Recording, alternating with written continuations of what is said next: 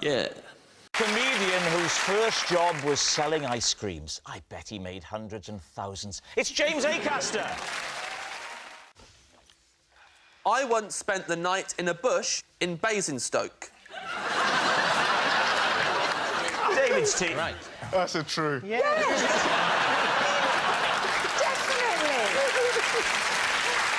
Definitely. Why were you spending the night in a bush in Basingstoke? I missed my train. Where do you live? Well, at the time, I lived in Kettering in Northamptonshire, Right. Rose of the Shires. Why didn't you go to a luxury hotel? Well, David, at the time, I had no money in my wallet at all, and my phone was dead. I had no way of contacting anyone. That certainly adds up. Why a bush?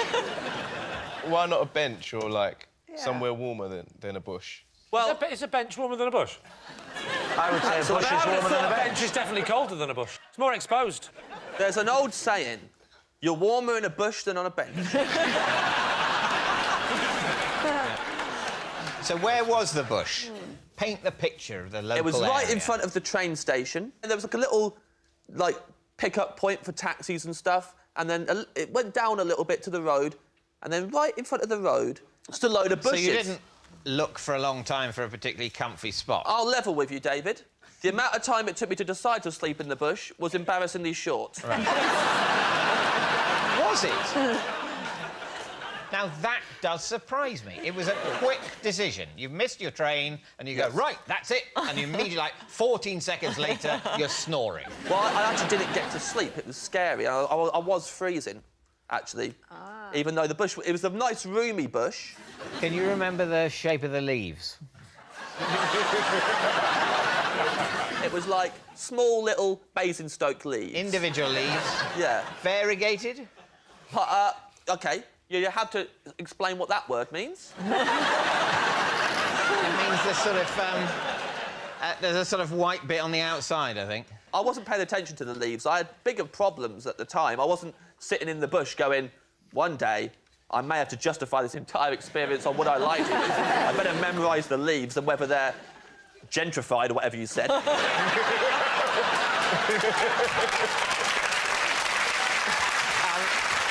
So, James, you've settled down in the bush and you're lying there, but it's cold. Oh, I'm sitting there. Sitting in the bush? Sitting there, cross-legged and cold. I had a T-shirt on.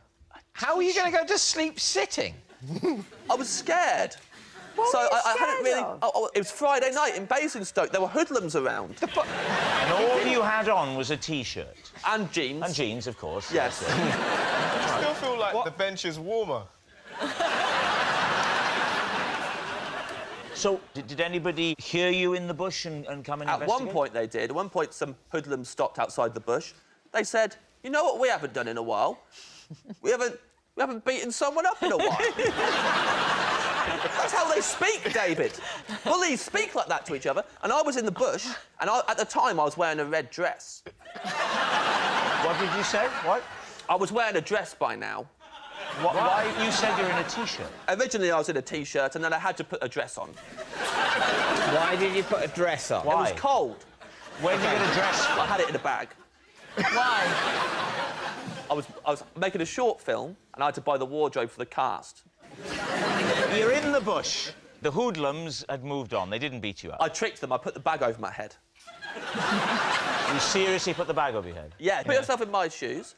They're saying they want to beat someone up. If they look down and see me wearing a dress, it'll be like Christmas. So, I put the bag over my head, and now if they look down, they'll think someone's left a bag and a dismembered body in a bush. People at home, don't put bags on your heads. No. Let's go back to the temperature of this bush now. You said you went into the dress for warmth, but surely the jeans and the T-shirt were warmer than a dress. There's a lot of ventilation. I think he said he put the dress on I don't think over. he took the jeans Yeah. and T-shirt. Oh, it was double. Yeah, no, but he didn't slip out of the jeans and the T-shirt, fold them up nicely at the side, and then get the dress and put it on and go, oh, I look wonderful. He wasn't doing that. Oh, right. By the end of the night, he's wearing the jeans, the T-shirt, the dress, and the bag. May I just say, it's lucky this didn't happen to Melvin, because if so, he'd have been on a bench wearing a dress and nothing else.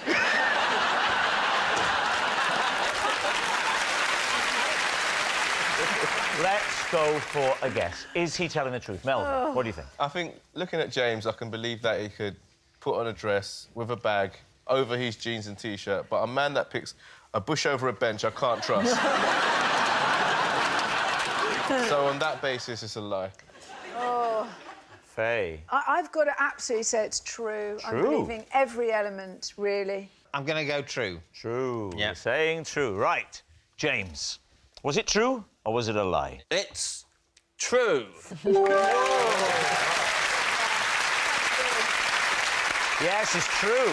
James did once spend the night in a bush in Basingstoke. At school, I used to regularly pay my friend to clean my rubbers. The thing is, during my one, which was true, I started thinking it was a lie. So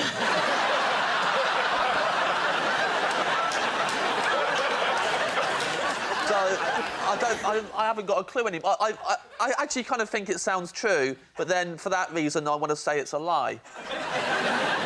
You've been a big help, thank you.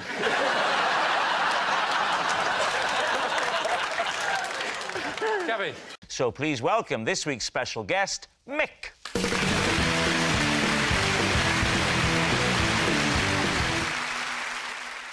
Hey, James, how do you know Mick? This is Mick, and for 6 months, he was my sworn enemy when a practical joke got out of hand. James, so Mick became your sworn enemy because of a practical joke? That got out of hand. That got out of hand. Yes. So what was the practical joke or prank? First of all, I'll say for the record, before we carry on, I hate this boy.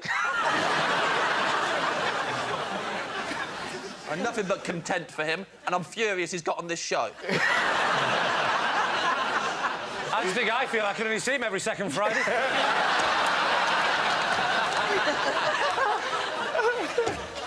So what was the practical joke, James? He put cabbage leaves in my bed. How did he get in your room? I was staying at his house. On a sleepover? How old are you? A few years ago. Yeah, well, he wouldn't have been born. He was 9. And you were, what, 31? I was, what, 28? 29? And how do you know him? But I know his dad. He's his son.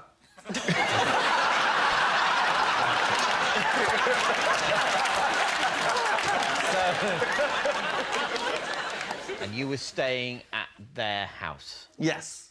Why did he put cabbage leaves? Why is that a thing? Well, it's not a thing until he started doing it. Yeah. There's something severely wrong with him. I don't know why he started. But you say Following this kind of started stunt. doing it. Was Yeah. What do you mean? This is a one occasion when you're is it? staying there. Well, I don't know. Tell me. This is the first of many, David. I said got out of hand. I do not use those words lightly. So you regularly stay at the house of... Oh, no. Oh. This little man does not restrict these pranks to his own house. He has no respect for anyone's privacy and will cross any boundaries available to him. I hate him with all my heart. Yeah.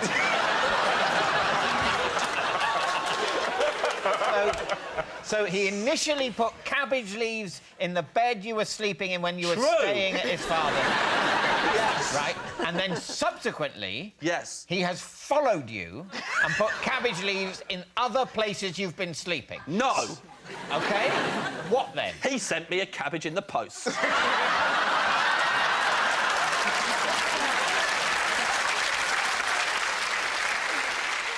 He sent me half a cabbage, cling filmed, in a box. I was out when they delivered it. I had to go to the post office to pick it up.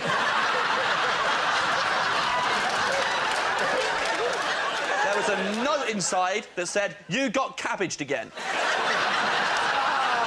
So, OK, so he's doing that. Did you, bearing in mind that this is a minor, did you at any... It was a major, as far as I'm concerned. Did you at any point retaliate? Yeah, but it took me 6 months. What did you do? After 6 months of this... But you say 6 months of this. Yeah. What is this? There's the initial cabbage leaves in the bed at his house, Yeah. and there's the posted cabbage, half cabbage. Yeah. Anything else? His granddad cabbaged me to my face. What does that mean? Gave me a present. It was all wrapped up nice. I thought it was a nice present. I unwrapped it. It was another half a cabbage wrapped in cling film. Members of the public started cabbaging me. I made the mistake of talking about it on the radio, and then everyone got the idea, and I couldn't turn up to a gig without there being a cabbage hidden somewhere in my dressing room. Well, thank God you're playing safe and not saying it on telly, eh? Yeah.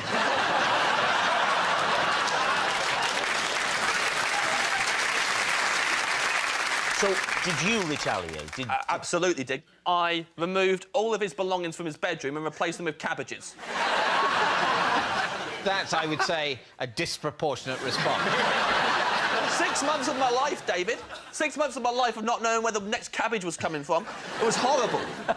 I had to go big. I've been cabbaged so many times. Somebody started a Twitter account, was tweeting pictures of cabbages on me every day. They said stuff like, oi, oi, Savoy. It was horrible.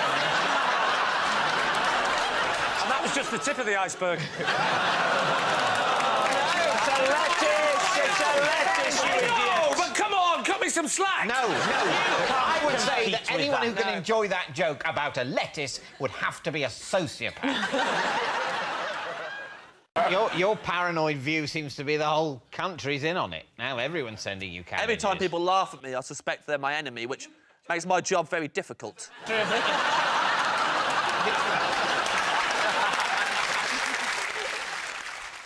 You're going for James. Mick, would you please reveal your true identity? I'm Mick, and I am James's worst enemy.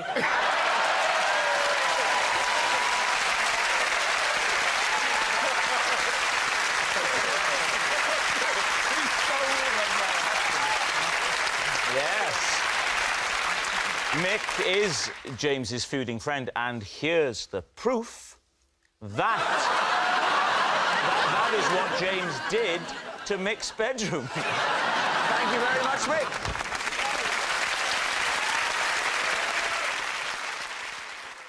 I recently ended up in A&E after attempting to use a sledgehammer to crack a nut.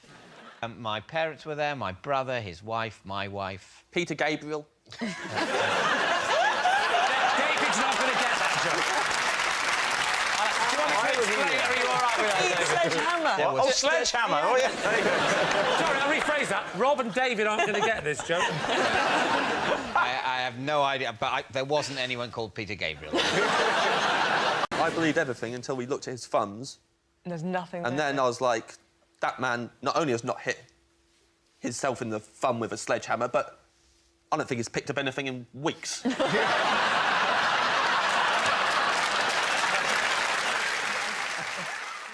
Thanks for listening to me.